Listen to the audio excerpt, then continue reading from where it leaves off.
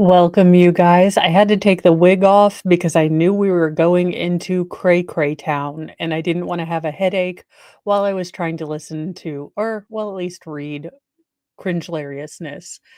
Good morning, everyone. We are back with Chad Daybell as the Loin Fire burns. Thank you, Boosh McFadden, for renewing your membership, and welcome, Pokemon, and thank you, Wolfram, for doing all of your Modly Mod stuff. So, holy fizzolis. Let's I hope you all have an emotional support beverage of some kind. It does not have to be adult, but to hear loin fire and I'm sure gross petting, we will need some help. So let's get into this. Now, on 7/14/2019, I noticed that Chad had begun to write Lori a story sent in many text messages throughout the day. The story seemed to be a romance novel of sorts, sounds like what we're going to get, about them, but the names had been changed to James and Elena. In future text, Chad and Lori would refer to each other as James and Elena or Raphael and Lily. What in the name of the Teenage Mutant Ninja Turtles is going on here? Now, the following is the story that I observed between email and text messages. The text is just as it appeared in messages and has not been corrected for grammatical errors. On Friday morning, October 6th, driving south on a freeway, a voice said, "You will meet an extraordinary woman today who will change your life forever." This was shocking since such a thing seemed very unlikely at this conference. This was shocking. Oh, it was actually a very detailed story that began long ago on another world, and I will cover that part as I go along, and the characters will figure things out. But on the morning of October 26th, James arrived at St. George, still a bit baffled by the message he received. I always hate it when God text message me that I'm going to meet a special woman too. I mean, he doesn't do it often, but only when I'm going to prepper, conventions. He's like, "Doot doot. Hey, gonna meet a really cool lady today." And I'm like, "Thanks, God. Thanks for letting me know." He unloaded his books and set up his table, then joined the organizers for dinner in the main room. He saw his friend MG, who had been so helpful to him when he spoke in Mesa that July. MG introduced James to his friend, or to her friend, Elena. When their hands touched, he felt a shock pass through him, and his heart started beating so fast. Elena was gorgeous and vivacious, and James was a little intimidated, yet honored that she would want to talk to him.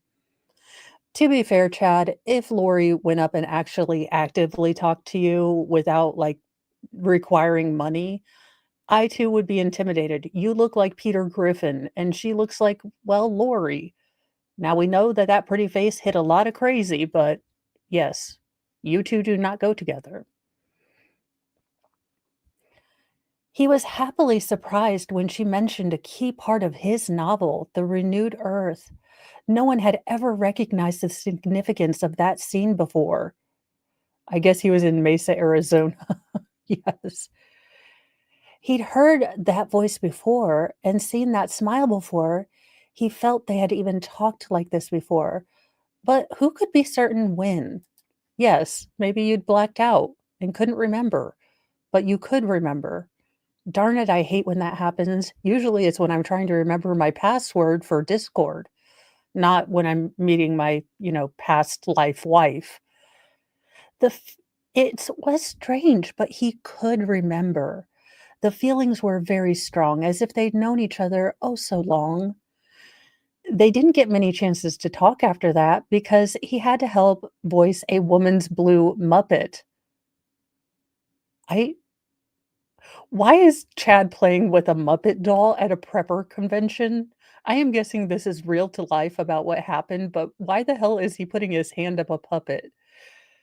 I didn't think we were gonna get into, stuffies before this, but okay. Apparently, he had to help voice a blue Muppet.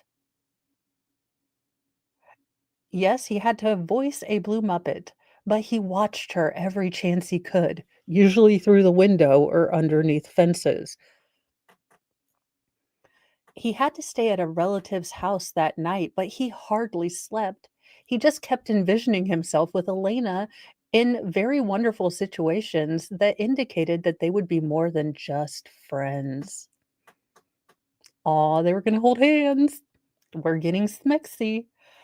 James was the first speaker on Saturday morning, and he knew exactly where Elena was sitting, mostly because he had put a Lojax in her purse and, well, he was stalking her. No, I'm just kidding.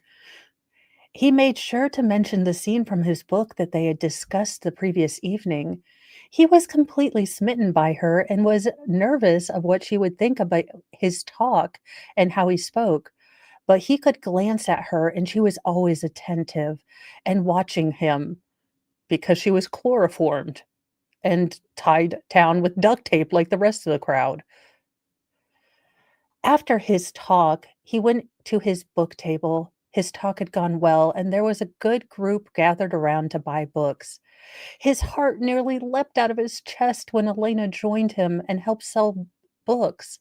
She was so beautiful that he could hardly concentrate on customers. Someone got a bunch of free Chad Daybell books that day. He was too busy looking at Lori's, temple cloth covered badonkadonk. Just what happened there. She straightened the books and gave the books great reviews, although she made him laugh a lot. She kept pushing the youth and fifth volumes of a series. He could only giggle when people started to ask if she was his wife, because yes, in fact, she was. She just didn't know it yet. I'm telling you, he had the chloroform and duct tape in the trunk. It's like, okay, you guys, if Mr. Mo had come up to me on our first date and he's like, "I bet you think I'm familiar." And I'd say, "No. No, I'm pretty sure." "Oh, no. No, I know you, and we've been married in a past life." I think I'd have taken my chicken nuggets and left that particular dining establishment, but, to each their own. James was definitely having amorous feelings towards Elena as they sold books together. He had not felt this happy his entire life. Ouch. Tammy had 5 of your kids, schlepped them all over hell in creation so you could sell your redonkulous books, and you wanna say you were never happy your entire life? Screw you. Sideways with a cactus. He was quite sure this was the woman the voice had told him about. Well, in dating matters, I always listen to the voices inside my head. James was ecstatic because he already fallen deeply in love with her, or better said, he remembered how much they already loved each other.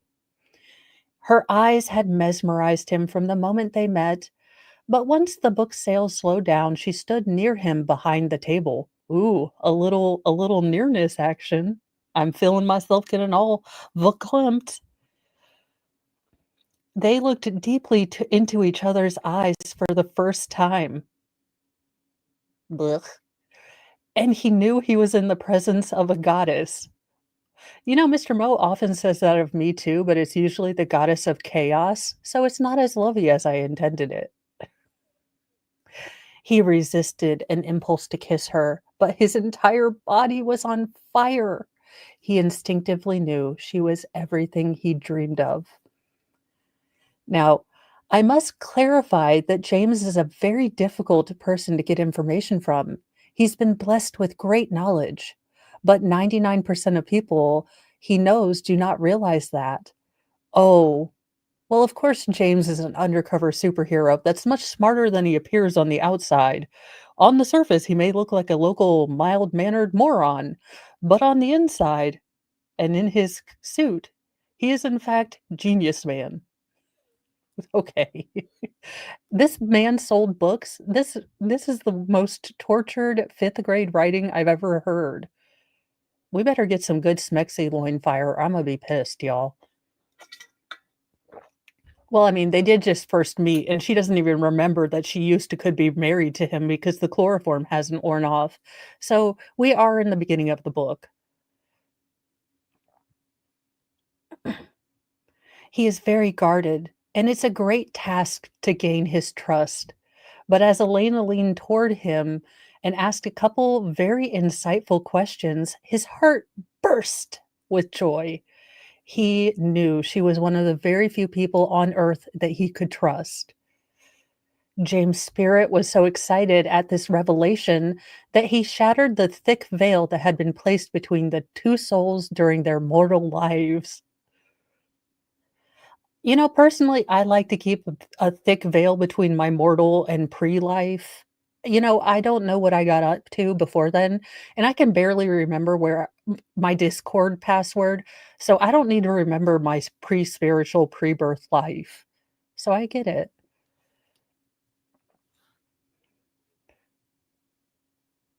The thick veil had been placed because of the unique, unparalleled love that James and Elena had shared in previous lifetimes.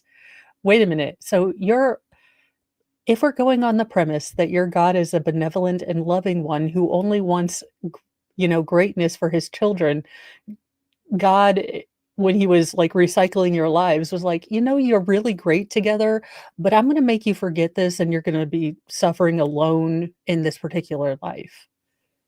Makes perfect sense. Who knows what God would do? The veil that had prevented them from finding each other until this appointed day that would be remembered throughout the heavens as the true beginning of a spectacular mission that would save millions of souls and defeat the forces of darkness. Oh my God, she found her Power Ranger ring. They're going to become the Mighty Morphin Mormons. It'll be great. Okay, also, if you are part of the LDS church, the Mighty Morphin Mormons might be a hilarious but irreverent show that you could think about outreach. I'm just saying, it would be hilarious. I would find it funny. I would piss off an entire religion. I'll think about it. It'll be in production.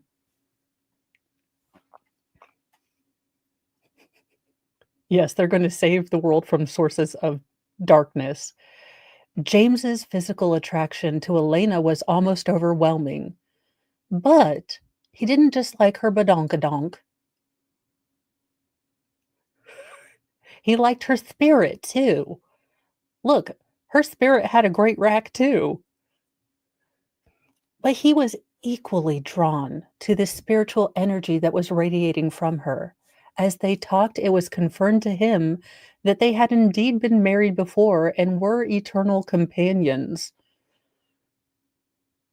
I would like to RSVP no to an eternal companionship with Chad Daybell. Thank you. He had glimpses of them walking dusty paths together, and he realized they'd been married during the life of Jesus Christ, and they'd been very close to him. Well, I mean, at least he didn't say, like, Jesus's brother Biff. He's like, "Look, we kinda sorta knew Jesus, but we were more friends with his big brother." I mean, I guess if you're gonna, make up a famous holy guy you were kinda best friends with, Jesus would be the one to go with. Oh, I'm sorry, 80s Music Man. So this is, Chad Daybell of the Chad Lori Daybell Doomsday Cult Murders fame, was a prolific, self-published, Mormon fiction writer who kind of did Ends of Times books and was fairly popular on sort of the prepper circuit of kind of more offset Mormon shoots, as far as I understand. He met Lori Vallow as he was selling these books, but he also, as they started their affair, together, he wrote her this sexy romance novel to explain how they were married in past lives, how they were going to save the world from Armageddon and go on to lead, I think, the 4,400 or the 144,000, look, a good number of people into the promised of a new Eden. It's crazy. Um, I do believe Twilight was written by a member of the LDS faith, and I think Orson Scott Card and the guy that does the Wheel of Times books are also members of LDS. He just sucks out loud at writing. But this is the sexy Mormon romance that Chad Daybell wrote to woo Lori, and for reasons known only between God, Jesus, and a spaghetti monster, Lori fell hook, line, and sinker for this. So we are reading this, but holy God, it's about to get weird because I just saw Loin Fire. Now, let's go back because I think this. Okay, so we for the next little bit, we have to realize that his loins were a percolating. And, he was trying to be a very faithful to his faith, chaste before marriage, but there was a spark kindled in his loin and there was a fire. Dear God. Let's see. At this time, their spirits could no longer be restrained, and a long awaited makeout section took place in that lobby. It was slobber. I mean, there was lipstick a flying. I'm sure there was just, Carmex a spouting. This was manifest in the mortal world to James and Elena through the scientific phenomenon known as Loin Fire. Now, I do suggest that if you are experiencing loin fire currently, go to a doctor. I believe it's cured with penicillin. Okay?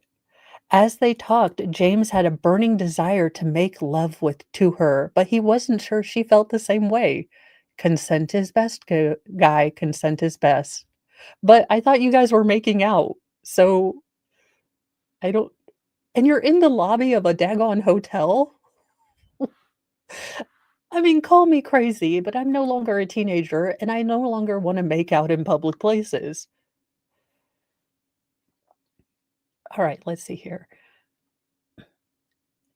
But they couldn't stay away from each other. One time she was sitting on a couch near his table, and he took a seat on the chair about 5 feet from her, and she began to squirm and covered her body parts with her hands.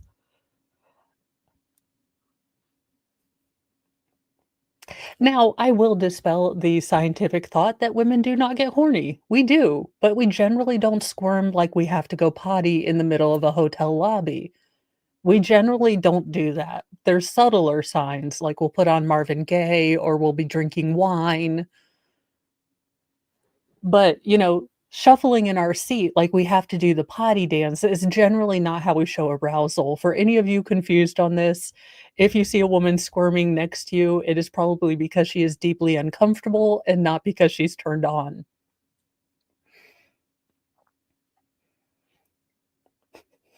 But there you go. Just a clarification. She asked him, "What are you doing?" He wasn't aware of what she meant. All he knew that was if Bruce Porter hadn't been giving him the evil eye, a child would have been conceived on that couch.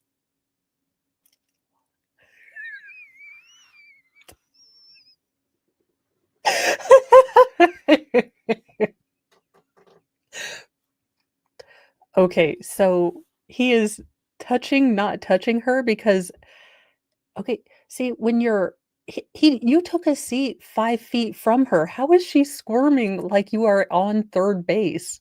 What the flip is going on here? This doesn't make I'm gonna have to rewrite this, you guys. This is gonna torture me because this is such a terrible story. Oh, he's touching her in his mind? Ew, I don't want Chad's mental fingers. I think I'd be more grossed out if Chad's mental fingers were on me. Just oh, Chad. No. No, Chad. No phantom fingers. I cease and desist. Ugh. I felt that in my soul, you guys. Well, rest in spirit heaven, child that wasn't conceived on the couch. You will one day get your chance to join the living spirits here on the earth. The erotic tension continued through the afternoon. James could only think of her. His desire for her was indescribable. Thankfully, she had worn 16 layers of clothing to survive the 80-degree weather. What? Okay, 80-degree weather and she wore 16 layers of clothing? Why is she surviving? How is she surviving? I'm feeling the little, mid-boob bead of sweat rolling down my chest, thinking of 16 layers in 80-degree weather. This is so what does this sentence have to do with anything else? Okay, so let's get back. Thankfully, she had worn 16 layers of clothing to survive the 80-degree weather, so he was not fully aware that she truly had the body of a goddess. She was chubby. She was reverse catfishing. She was making herself look fatter for chastity? Okay. Alright. I don't know what it was supposed to be, but good lord. Her dimensions were exactly what he'd always fantasized about. Sure, but that revelation would have to wait a month. Ooh, he didn't get to open the little goodie bag until a month later. She was like, "Put a ring on it." As the night concluded, James needed to take his empty boxes to his car. With Elena's help, he had sold more books at that show than he ever had before. She helped him carry the boxes to the car, and then he couldn't resist the desire to hug her. He made an awkward attempt that was way too brief because their friends were bringing more boxes. In that short embrace, though, he knew he had found the woman he'd searched his entire life for. It was made crystal clear to him that they had been married before and they would be again. Once he again had to fight off a powerful urge to kiss her and somehow disguise the massive erection he was experiencing.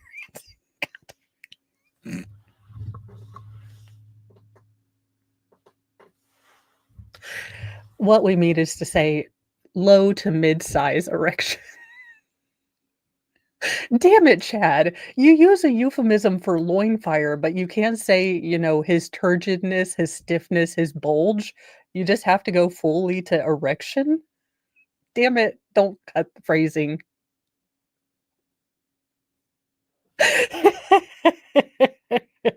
Well, there you go. He had to get a one of them trapper keepers, keep it under lock like in high school. Giblets. He couldn't even set pitch attend. This is getting funnier. They returned to the building and he helped carry tables. Well, I hope that he, protected his loin fire baton. I can imagine carrying tables with a bat, if you will.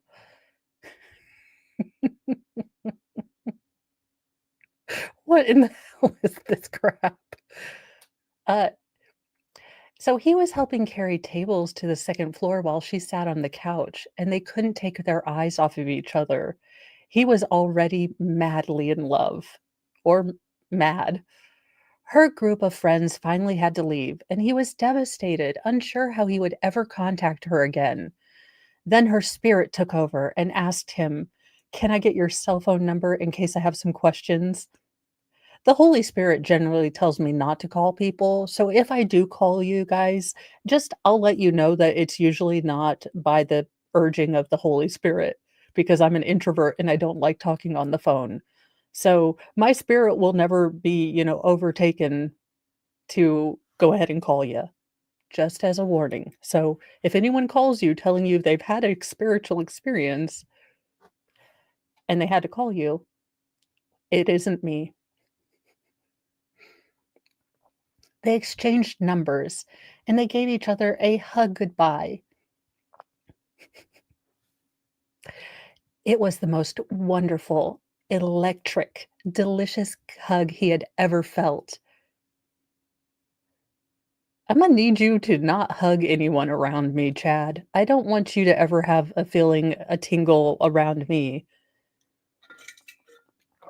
And just so you know, I was one of the wives in your past life that divorced and or turned, the enemies on you, so you don't want me back. They exchanged oh, okay. Then he watched her walk away, knowing she was truly going to change his life forever. End of chapter 1. Wow. I mean, it really hooks you in because you're like, "Who is this douche? And why is he creepily trying to tell some woman he's never met that they've been married so that she can see his massive, well, loin fire stick?" But then she's like, "But I'd like to call you too because the Holy Spirit commands me." I you know, I am hooked. I hope this is a series that never ends. Let it be like Coronation Street or, General Hospital because let's go. But wait, there's more. Chapter 2. Oh my god, what are James and Elena gonna get into now? James sadly walked to his car after watching Elena disappear down the hallway. But he couldn't deny their connection and his absolute attraction to her. She seemed way out of his league. Correct. But he nervously sent her a text before driving to his hotel. A minute passed, then two, without a response. He kicked himself for ever thinking he had a chance with her. But then his phone buzzed, and Elena had texted him back. His heart soared, and over the next few hours, they texted back and forth over a dozen times. He knew she was staying at a home in Tokerville. You would need to take many tokes to buy this story, and he desperately wanted to drive there and whisk her back to the hotel for a night of reconnection and romance. He does look like Lenny from Mice and Men. He got dressed or he twice got redressed during the night to go see her, but the spirit gently said, "Have patience. Everything will work out as it's supposed to." They finally stopped texting around 4 a.m., and when he closed his eyes to sleep, he was taken again to their previous life together. The intense passion of their lovemaking was a sight to behold. You know what has never crossed my mind as a bucket list thing for me to have to see is me having the Smexy time being watched by myself. I'm pretty sure I don't look like how I think I look, which is I generally don't think about how I'm looking, but I I don't even know that I could survive the paradox of watching no, no one has a this is a horror dream. If why? What is going on?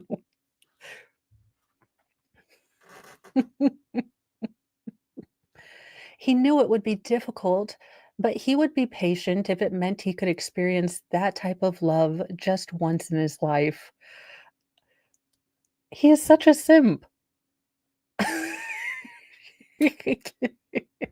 As he lay in bed, it was as if her spirit had joined him. They wrapped around each other and kissed gently, then intensely. Because, that's we have different modes as like forward, reverse, off-road.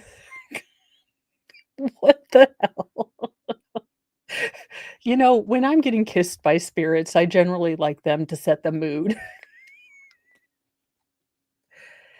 And the emotions they shared were just not of this world. James woke up in the hotel feeling happier than he had in his entire life. Dude, it's called a wet dream. I mean, it generally happens to guys before they're in their 30s, but congratulations. It's finally happened. You've become puberty. You've entered puberty. Sure. He rolled over to kiss her, but then reality struck. She was actually more than 20 miles away in Tokerville with her Arizona friends. He texted her, and she quickly responded. He deeply regretted not going to be with her the night before. It was as if he already knew the taste of her lips, and his hand knew every curve of her body. Especially that little divvy one right by her knee. He knows his dreams were real somehow, that they were actually traveling to each other in a higher dimension. He hungered for her in ways that he didn't think were possible. In a hammock, standing up. I don't know if that's possible, but I wouldn't mind seeing footage of people trying because 'cause I'm a horrible person.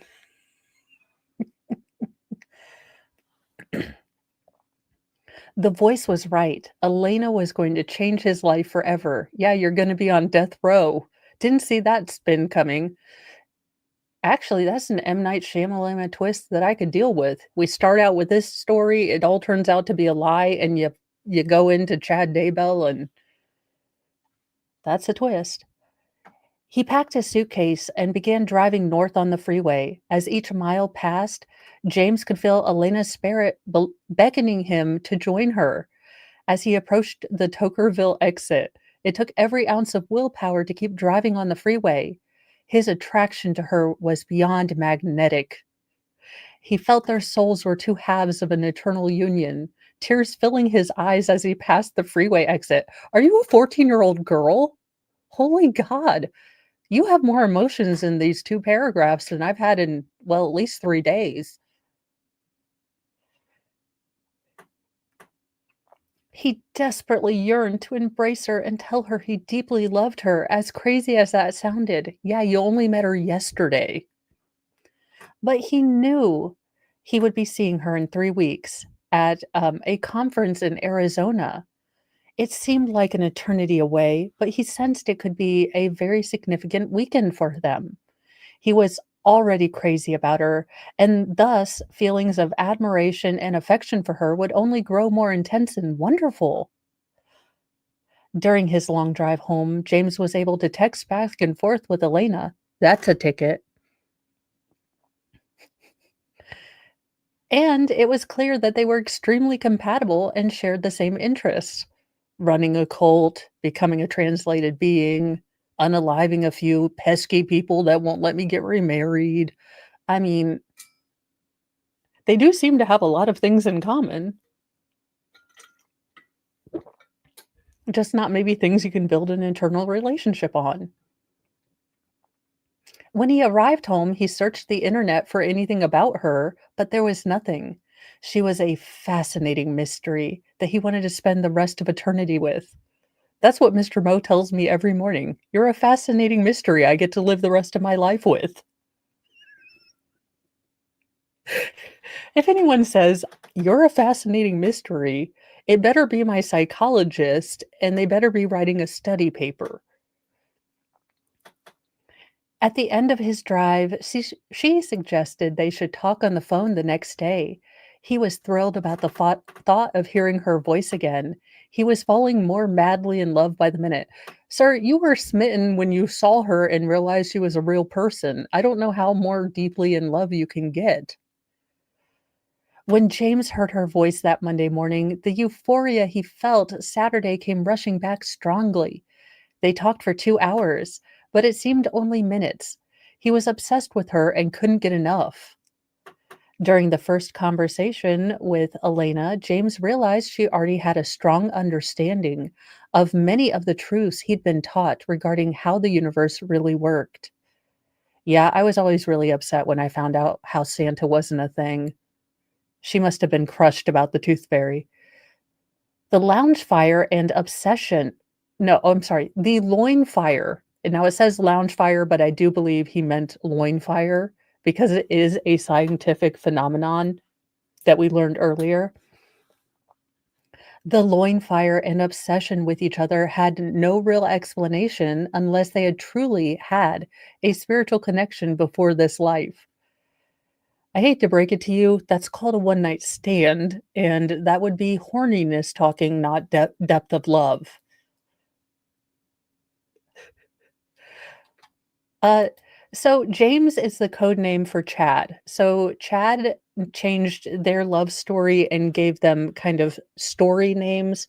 So Elena was Lori and Chad was James. And this is kind of how they met and how he explained the deeper truths of how they'd been married before, how he was a prophet, and how she was a translated being.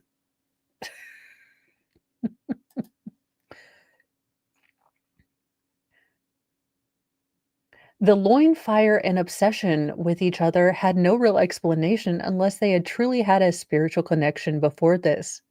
He was able to help clarify many of the promptings and impressions she had felt in many years. She knew she had lived on Earth before and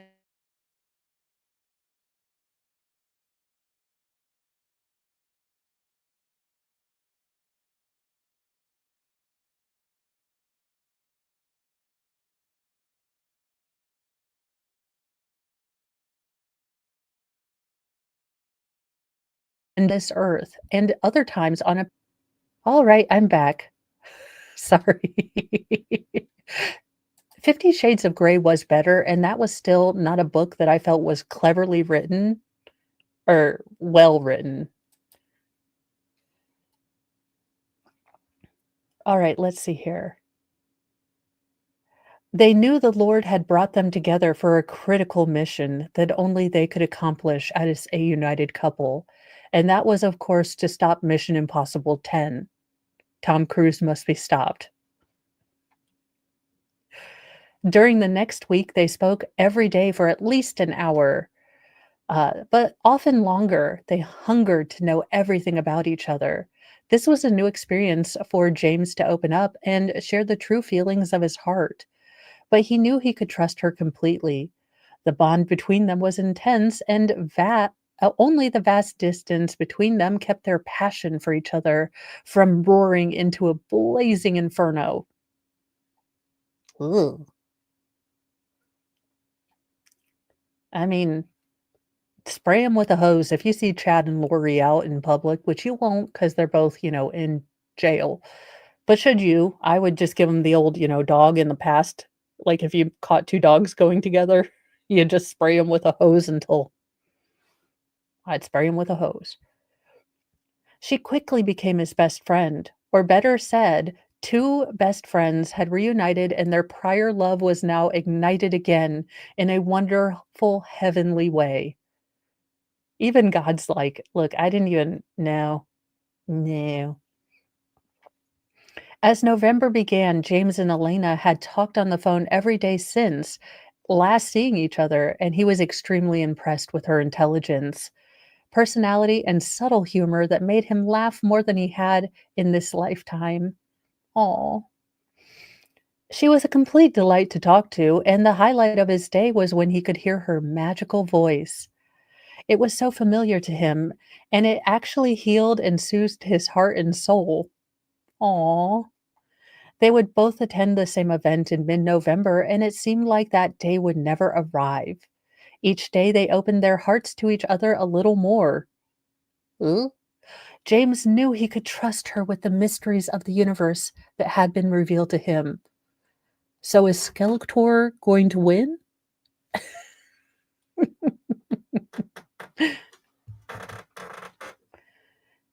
Let's see here.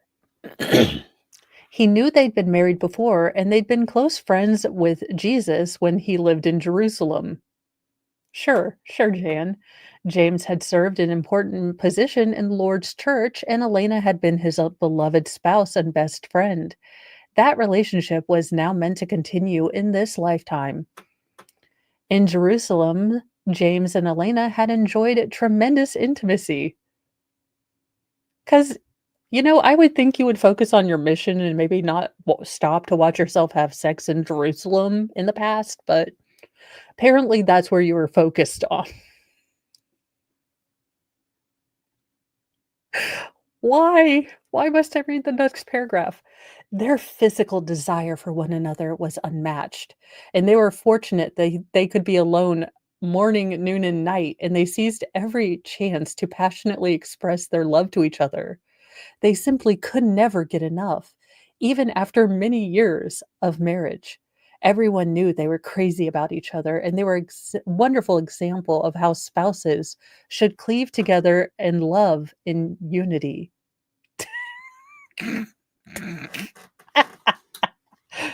Sure, sure. I'll get right on that. morning, noon, night with no interruptions? Sure.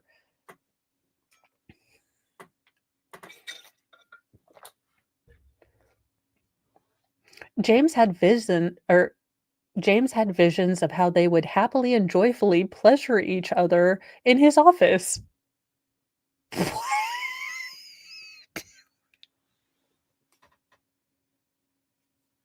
How do you go from talking about how you were best bros with Jesus to talking about how you're banging in your office? What is going on?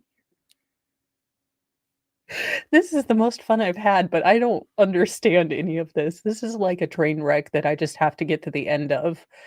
They had 2 favorite positions that particularly bonded them together. If you're bonded together, that is a ER visit.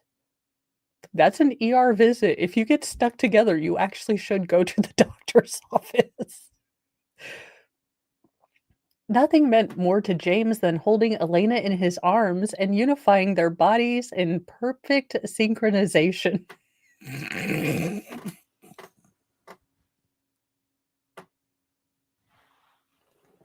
You guys, I'm gonna go up to Mr. Mo and tell him Mr. Mo is working from home, so I'm trying to be really good and not text him every 5 minutes, you know, "Do you wanna unify our bodies in perfect synchronization?" You know, that's a pickup line that will never not work. "Hey, babe, you wanna synchronize our bits?"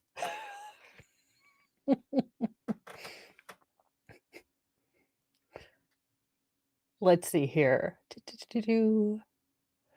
As James and Elena spoke on the phone, he tried to delicately describe their connection to each other, and he was delighted that she believed him. How? I need a whole nother book from Elena's side of the story where she's just like, yeah, no, I went to this book fair. I saw this dweeby looking guy. He came up and told me we were married in a past life, and he couldn't stop picturing me naked, and I fell deeply in love with him, as all Hollywood romances do. He also shared that they had been married or other times on a previous world, and she accepted that information as well. James was overjoyed to have these memories restored to him because he truly loved her with all his heart. And Schmeckle. He knew they were meant to be married again and complete important missions together before the second coming. Well, let's just hope that's of Jesus. He was ecstatic that she was receiving confirmation of all these things as well. From whom? Miss Cleo? As they talked on the phone, a spiritual connection was so intense that it produced great physical desires, and it was as if their spirits were making love despite the great distance between them. Okay, that's it. Wives, I think this can work. Whenever we've had just too long a day and we can't switch off, mom brain into wife brain, just tell them, "Talk to me over the phone." It will be as if our spirits are making love. I'm gonna tell Mr. Mo I need a spirit job one of these days.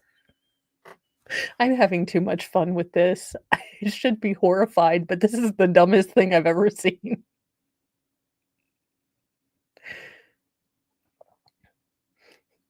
James knew his spirit was visiting her during, those conversations, and he also became aware that his spirit would visit her at night. Your spirit's a creep, dude. Your spirit needs to go to jail. And they would wrap around each other in a sensual embrace, as opposed to what, like, a friendly embrace. Okay. Kissing her was so wonderful and real that he knew the next time they saw each other, he needed to kiss her. He couldn't resist holding her. He was absolutely in love with her in every way. As you are. I mean, who wouldn't be? Again, your spirits are out there doing the hanky panky all over the place. You probably got spirit babies just popping up every which where. Y'all are doing the nasty in some spirit realms. By the time the conference arrived, James and Elena had become very close through their phone conversations, but he desperately wanted to see her again. She agreed to pick him up at the airport and take him to his hotel. He was extremely nervous, worried about the spark they had felt earlier might not be there. But she arrived at the airport and he opened the car door.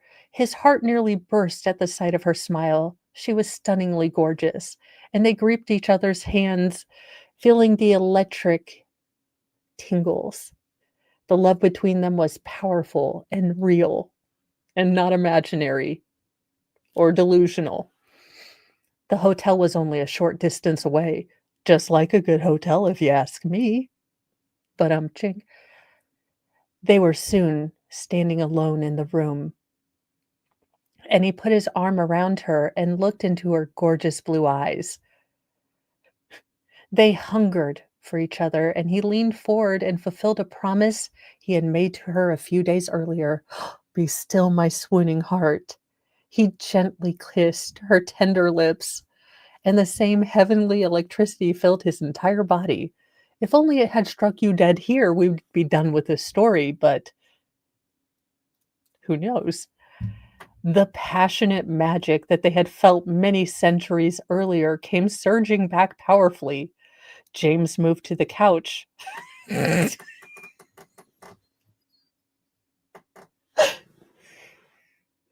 And Elena straddled him effortlessly. She did a triple, sow cow, tumbling mount. It was a beautiful thing. The judges gave her 10 points for it.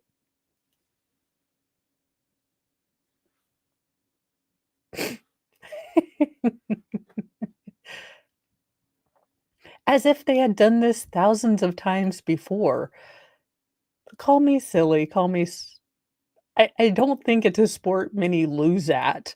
I don't think you need, I don't think it's like, "Ooh, she that was a very difficult mount, but it looks like she stayed on the balance beam. She's doing great. She had to fight to stick the landing, but she's there." I just don't think many people have a problem with this. She fit perfectly on him, and they pressed their loins tightly against each other. How is this dirtier than the actual graphic smut that I read? The feeling was exquisite, and they both smiled and moaned, as you do, at the sensations passing between them. They were still fully clothed, but there was just loin infernos everywhere. But they were still clothed. They were keeping, well, not a well, a tiny bit of Jesus between them, but not a Bible's length. Sister Mary Catherine, y'all woulda gotten the ruler.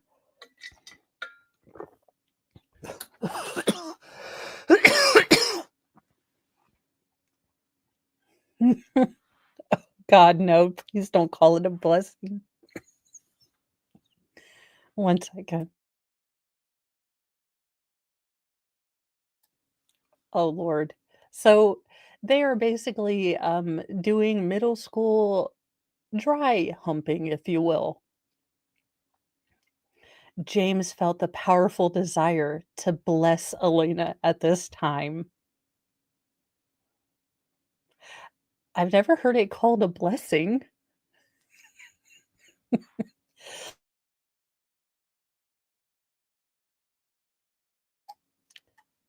I've never heard it called a blessing before. As they stayed in that favorite position, he moved his hands to her head and began to cleanse and purify each part of her body. With what, Purell? Because these are your hands. You said you went to a couch. Did you pick up hand sanitizer, spiritual sanitizer with you? Where's this going with? He could feel the pains and troubles she'd endured throughout her life being removed from her soul and being taken outside and destroyed. James' hands worked their way down her body, but he did manage, you know, she was retaining a lot of stress in her boobs, lingering on her beautiful breasts. That is, you know, if I were a guy, I would assume that's where most people, you know, carry their stress. What is going on? Because, when I'm ready to make out or, be romantical with my husband, I do first ask him to heal any of my pain with his magical spiritual powers. To which he responds, as any husband and wives you can tell me, I have the cure that fixes all that ails you. It never really, I can tell you, most women won't take up that cure when presented like that.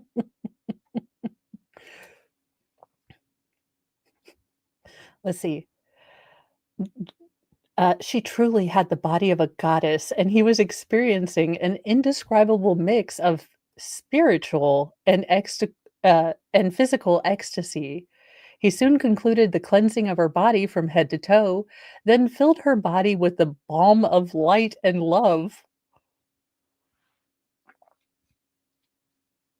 Anyone have any idea what the hell the balm of light and love is? Because that's even grosser as a euphemism. James could see the happiness in her eyes, and instinctively their mouths came together again. The fire was burning strongly within both of them as their kissing grew more intense. He gently said, I love you, Elena. Because that's how I imagine Chad sounds, like the little nerd wiener guy from The Simpsons, like the little nerdy kid that always gets there. I don't know. Just this is Those words sparked a frenzy within them. Their tongues effortlessly twined, and their hips gyrated in a smooth, erotic rhythm, like Sudio. What? Like smooth, erotic jazz. Two lovers, long separated, were finally united in heavenly bliss. Well, I'm glad both of them had fun. After a few minutes of excitement, pleasure, and fun on the couch, you should have Chad, you could have given yourself a whole hour. You could have said after hours of excitement, but he was honest, only there. James and Elena both felt compelled to change into more comfortable clothing. Yeah, you don't want to wear the same thing you just dry humped in. I mean, why would you want to do that? It's all loin fire ashy. So you got to get that ash. What is going James in some athletic shorts and a blue shirt, and Elena put on a stunning black top with tight leggings. The top revealed just enough, but not too much, and James was overjoyed at the sight. Okie dokie. I mean, showing enough, not too much. Lady in the streets, freak in the sheets. I get it. I get it. James took her in his arms and they smiled at each other. The vibration in the room was intense. That's called an earthquake. Their hearts reached out to one another in glorious reunion. James gently touched the sides of Elena's boobs, and he was in ecstasy. Dude, if a little side boob is gonna get you that excited, you might wanna work up and test your endurance before you see a real boob. She stood on her tiptoes and gave him a sensual kiss that sent electricity through his body. They moved toward the beds, and quickly they were entwined around each other. She was so beautiful, loving, and enchanting that James could hardly breathe. They were both aroused, but they knew there were limitations on what could occur that night because you're both clothed. I don't know if I have to explain how this works, but there are limitations because you're both clothed. Now, for humanity, I would like for both of you to remain clothed, but I fear that this is not going to be the option for me. But they kissed for nearly an hour and pressed against each other tightly. Toward the end of the evening, Elena laid on her stomach at the end of the bed, and James caressed her fabulous body. He even touched her bum with both hands, and she expressed how much she liked that. She soon sat up and straddled him again as they passionately kissed farewell. But the separation would be too long. It seemed so long. But they knew that long wait to find their eternal match had come to an end, and James was overjoyed beyond description. James and Elena had agreed to visit the temple the following morning. She returned to the hotel room, and after additional romance on the couch, they calmed their nerves enough to give each other a blessing. Okay, is this a LDS thing? Because I'm not trying to be disrespectful. Is this laying of hands kind of layperson blessing a thing in that? Because I don't get this. I don't have very much experience with LDS, background, so I am confused, but there you go. They're blessing each other out the yin yang. As James placed his hands on her head, he connected with Elena's true eternal self. Look, if my true eternal self is somewhere near my inner child, she is a bitch. Do not listen to my inner child. She wants to go still get revenge on those heifers who were mean to us in middle school. So, if my true eternal self is next to my inner child, don't listen to her. Just a warning. Oh, okay, and someone is saying, "Yes, it is." Alright, well, that makes if it's I just couldn't figure out where Chad kind of delineated from normal LDS thought, so I didn't want to attribute to Chad a thought that maybe was just normal mainstream. Let's see here. He knew he was in the presence of an exalted goddess who had returned to Earth to perform a special mission. Being batshit crazy on this Earth is not a special mission. I don't care who has to tell you that, but no. This mission included being with him, and they would progress to another or together as translated beings. The full plan wasn't completely clear to him, but the immense power radiating from her confirmed his belief that she was among the greatest women in the universe. She gave him a tremendous blessing that helped him realize how she was truly loved him and wanted to be with him forever. He was deeply humbled that such an incredible woman regarded him so highly. His heart burned as she blessed him, and he had glimpses come into his mind, not only of their life in Jerusalem, but even as a couple on a previous earth. He knew that they had been eternal companions for eons and that their love was beyond celestial.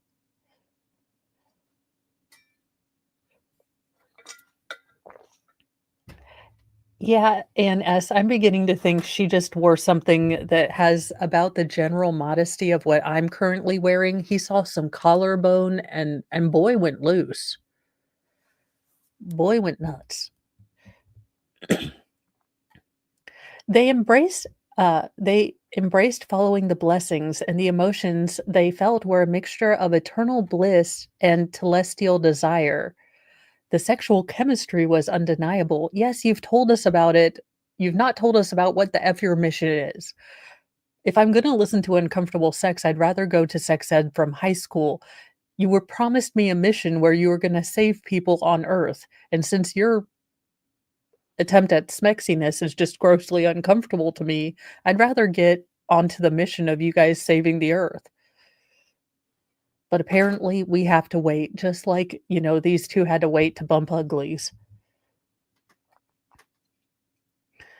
They had only known each other for 3 weeks, but 2 lonely, misunderstood understood souls had finally found their best friends and they could trust and confide in. They arrived at the temple and they both felt that they should do sealings together. They were soon seated in a sealing room facing each other. Elena looked so stunning as she smiled at him, and she seemed calm, and he felt quite nervous.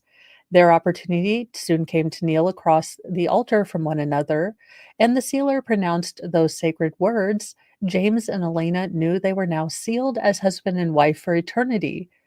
As the earthly sealing was taking place, a similar scene involving their spirits was happening on a higher plane. Aw, duettings, spiritual and, earthly, where they kissed and unified their souls. Their souls are some randy MFers.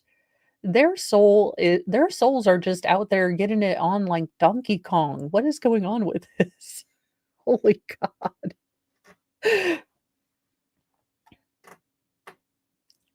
They knew they had just begun a new journey together that was eternal and never ending. So, question, you can just go into a Mormon temple, and if you are two, I guess, members of on recommend, or you're allowed to go into the temple, y'all can just get married out of the blue, like, we just met each other, but we're pretty sure we were married in a past life, so it's all good? Again, not trying to be disrespectful, just trying to figure out where traditional or actual Mormon sort of doctrine goes with whatever the hell Chad is saying. Gosh, I miss Jeff because he would understand what this stuff was actually in, mainstream LDS and then say, "Yeah, no, this is crazy." After the sealing, they went to lunch together and they felt so comfortable together. Everything felt so right. James could look into her eyes forever unless he was gently kissing her and telling her how much he loved her. Even when they held hands, there was such a powerful vibration that it exceeded the celestial world. All right, we're pausing 1 second because what the hell is a celestial world?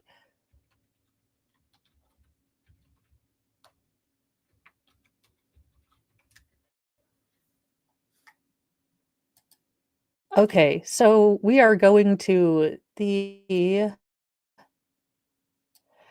book of, or no, damn it,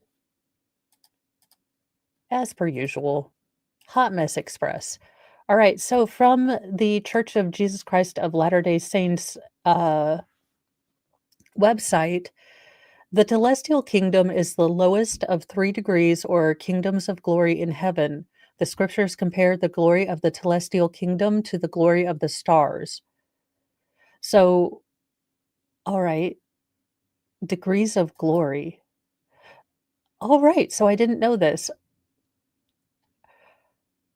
All right, so it looks like in LDS doctrine, there are levels of heaven to which you can achieve, and the first level is telestial, and the next one is something or other. Okay, wait, celestial, terrestrial, telestial. Do do what now?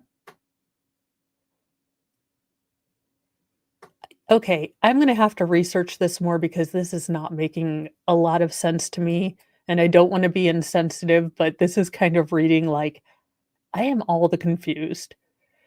No, I did not watch Battlescar Galactica, but I do know that I believe wasn't that written by someone in the LDS church? So, I have been deep diving into LDS stuff here lately, and I don't know why. I'm just hoping not to get missionaries on my doorstep because I don't wanna be mean to people. Alright, let's see here. They attended the conference, but their thoughts were completely focused on each other. James gave a talk that was well received and sparked great interest in his books. Elena joined him in selling books, and they sold more than 359 within a couple of hours. But all they really wanted to do was slip away and express their love for each other. They went to dinner with friends, but afterwards they were able to find some time alone. They drove to a secluded area and slipped into the back seat. As you do. You guys have a hotel room. I don't get why are you guys going, you know, different things? It but okay. Elena was wearing a pair of incredibly sexy jeans, and as she straddled James in the back seat, he once again grasped her fantastic badonkadonk. They kissed passionately and rhythmically pulsated against each other. Rhythmically pulsated?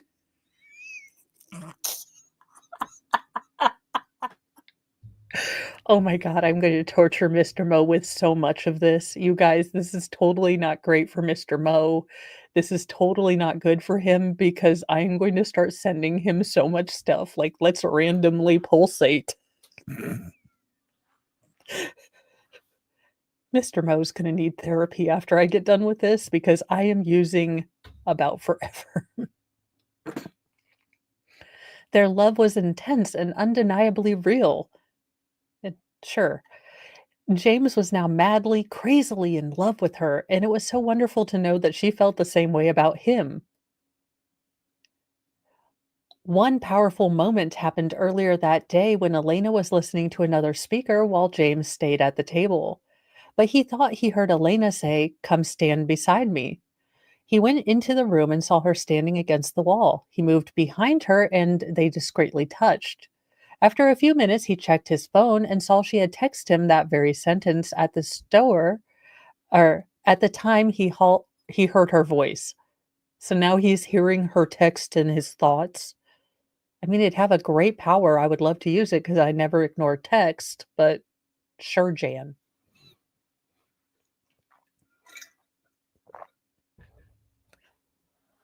After it was a wonderful testament that they were already communicating with each other on a higher level. Yeah, screw you, AT&T and T and Sprint. We have mental text. They helped clean up after the conference, and Elena graciously allowed James to stay in a spare room at her home that night. R.I.P. Charles. They visited with other friends until after midnight, then they all went to bed. James anxiously hoped that Elena would join him in the spare room. Let's see how that works out for him. It took a while for everyone to settle into their beds, but once the house quieted down, James opened his door slightly and saw the wondrous sight of Elena approaching the room. They locked the door behind her and quickly got under the covers. Again, fully clothed, as you do. He was wearing his athletic shorts and she was wearing tight, thin leggings and a loose top. They clung to each other as they kissed desperately and hungrily, and James placed his hand under his top. Oh, he got a little bit of a boob action. Oh no, this is full boob action right here, you guys. We have upped the ante. We have raised the stakes. We have full on second base action.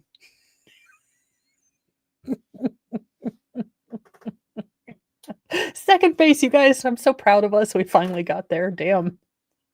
That's a lot of friction burns for those loins. Actually, that is kinda true. That's a lot of friction they've been doing with all the pulsating and grinding. I'm just your bits might be raw, and you never even did it. She moaned happily and wrapped her legs around his waist. Only 2 thin layers of material separated their loins, and they could feel each other's most intimate bits in detail. There has never been I mean, this has all the Smex appeal of your grandmother telling her about her smexual experiences.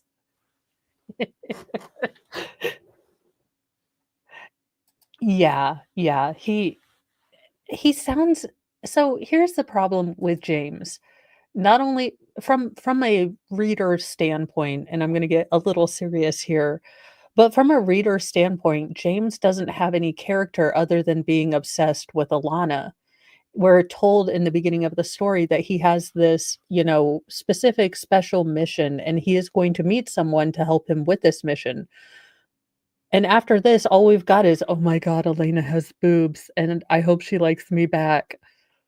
So, from a story standpoint, if I had made it to this chapter, I wouldn't I'm not invested in James or Elena. I just want them to get done with screwing eventually so I can get on to the next part of the story. Chad, if you're listening to this, I do not approve, and I am the queen of the Smexy novel, and this is terrible.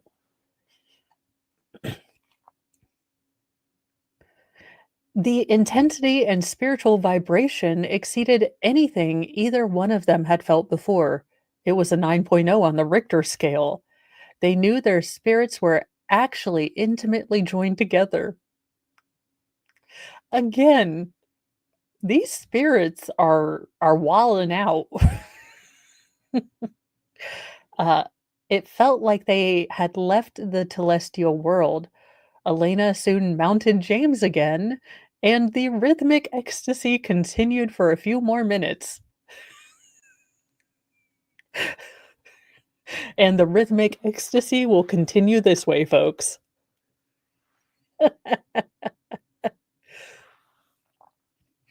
Toward the end, they both removed their tops and proceeded to press their boobs and moobs together, skin on skin.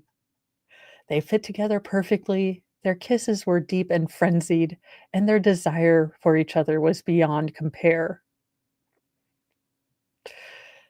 Well, I mean, there you go. As the reunion in the spare room came to a conclusion, Raphael, holy crap, he just done changed his name. Now James has turned into Raphael from the Mighty Morphin Mormons. Look, I'm keeping it. The LDS Church is going to send missionaries to my front door. Could you not call us the Mighty Morphin Mormons? And I'm going to be like,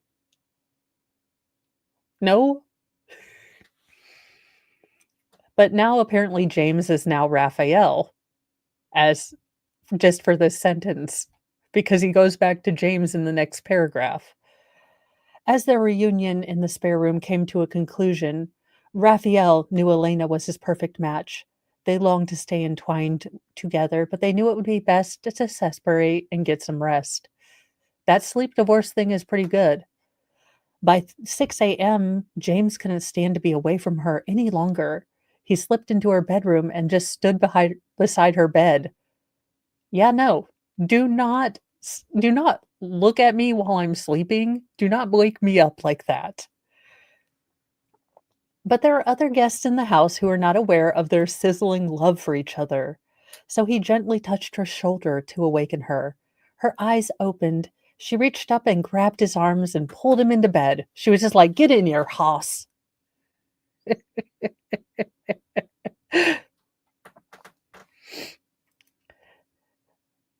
He smiled, realizing she wasn't fully awake and had likely been dreaming of him. Sure. He simply whispered that he loved her and hoped she would go walking with him through the neighborhood. James and Elena joined, well, I guess Raphael's switched back to James now, had enjoyed a walk together the previous morning along the quiet streets of her gated community. The sensual attraction between them had been intense, and they touched shoulders and held hands as they walked. They were like magnets that couldn't be separated. She had worn exercise leggings. He is a leggings man. Keep him away from Lululemon. I don't know what's going to happen. That drove him crazy with desire. The leggings emphasized her perfectly sculpted bottom, and he is an ass man. Gonna give him that one. It took all of his willpower not to pull her into him and grasp her bottom firmly, powerfully with both hands. Not just firmly. Remember, have a firm and powerful butt grip, gentlemen. Unfortunately, a friend had invited herself along, but James and Elena were still completely engrossed in one another. He had to catch a flight home later that morning, but he was able to give Elena a special blessing before departing. Well, I hope he gave her the balm of Jesus happiness too, or whatever the hell it was. As he placed his hands on her head, he felt their spirits connect with a surge of power. Yeah, I hate when you get shocked a little bit when you put a cord into the outlet. I mean, I'm not sure if that's what he's talking about, but that's the only thing I can equate it. At that moment, his only desire in life was to be with her always, throughout eternity, and that desire continued to intensify. During the blessing, he was shown the great missions they would perform together. He knew this was an eternal union that would forever change the world. Tears filled his eyes to be in the presence of this holy goddess, and he was nearly overcome by the spirit as he sensed her true place in the universe as a majestic archangel. You have got to be kidding me. She's an archangel. Lori Vallow, archangel, patron saint of the crazy bitch.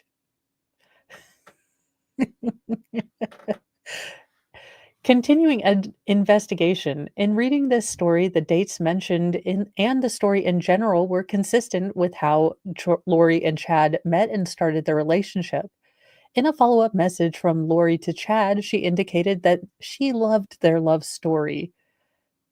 According to review records, I observed numerous text messages between Lori and Chad in which they were fighting off evil spirits that were attaching themselves to others. Chad would often score people for Lori and talk about their propensity for being influenced by intruders. The following is a sample of this rationale as observed by or on 7/22/2019 and 7/23/2019. Oh dear God. Chad and Lori demon hunter. Let's see. Chad. There are only 272 3 seconds left. Okay, never mind. So there was a space. There are only 2,723 seconds left, and none of them have occupied a body before. Unless that's spirits, maybe. They're down to their last reserves. I'm glad I caught Elroy. I assume he was aiming to hide out, then get into JJ. If an evil spirit is named Elroy,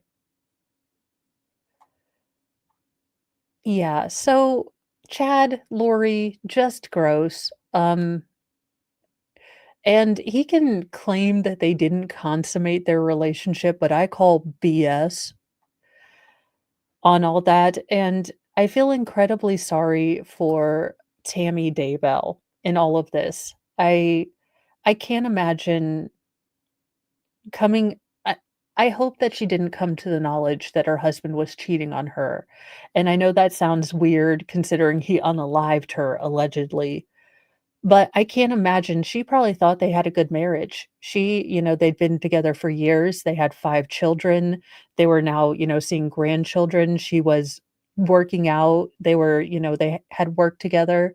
So imagine, you know, finding out that your husband thought your entire marriage was a lie or he'd never really loved anyone, until he met Lori, or he never really felt the way he felt. It's just It's just really gross, and I dislike both of these people. I am glad that Chad got the sentence he did. Also, he should have been sentenced for this writing. I need to look at some of his books. Dear Lord, his books, I don't know how he sold a single copy if this is how he writes. Now, there's the question though, am I masochistic enough to buy a Chad Daybell book? And if so, do I really wanna read that? I don't know if I have that level of self-injury in me, you guys, to get a real Chad Daybell book, but I will see if they've got them on Amazon. So let me do a check on that, and then maybe we will see if we can read Chad Daybell's, answer to the Left Behind series, because this is terrible, but I definitely wanna see how his writing differs, because if this is how he wrote, I don't understand how he sold any books. He has no grasp of plot, moving a plot forward. We basically spent nearly an hour and a half reading about how he wanted to bang a chick, which again, most people will tell you if you have a romance novel, they generally have plots because women need the story. We need the emotion to go with it. All we have is Simp Boy and his incredible goddess girl and their weirdly kinky spirits that are always doing it in a corner, which would be an interesting idea for a TV show, but the way he's written this is just weird and wrong, and so I definitely am going to check out his other books to see if they in any way resemble something that has a tenuous grasp to, plot construction, character development, or, general just non-cringiness. I do hope so. I hope that she didn't know. I hope that she, was asleep the whole time and just didn't know. But we will be waiting for more from the Lori store or the Lori show, and I do have my blonde wig coming in for my Lori look, and I will be able to style it with a little, bouncy ponytail. It'll be great. And we will be covering this. So thank you so much for joining me. Let me see where I can redirect you guys. For some reason, thought it was gonna take us a little longer to get through this, but it didn't. And I will be working on probably today or tomorrow an update on the, Richard Allen, all the updates for that. There is a lot that has been going on as far as, uh, his appeal. They have figured out his appellate attorneys and things like that, so I do wanna get some information out for that. And I'm having just a difficult time getting this opened. There we go. I am a genius in my own mind. Mr. Mo will probably nix me buying the Chad Daybell book just because, holy God, he's probably going to probably not going to let me use all of my Mormon swagger on him to try to get things going. I may or may not be using, rhythmic pulsating ecstasy in my next text message to him. I may have already sent it.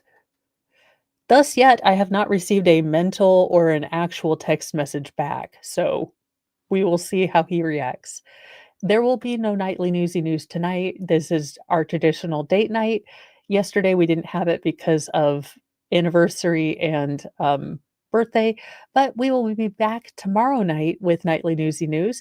And I will be putting out some news updates this afternoon. So hope to see you guys then. But have a wonderful day. I am sending you over to Baker. I believe they are covering another trial. Cochrane. Let me see. Redirect. Or he was. Well, I'm gonna send you to Dolly. He is covering Judge Flesher, so we'll go there instead. Bye, you guys. Have a great day. Thank you for joining. This was absolutely, well, I will say the worst smut I've ever read. So there you go.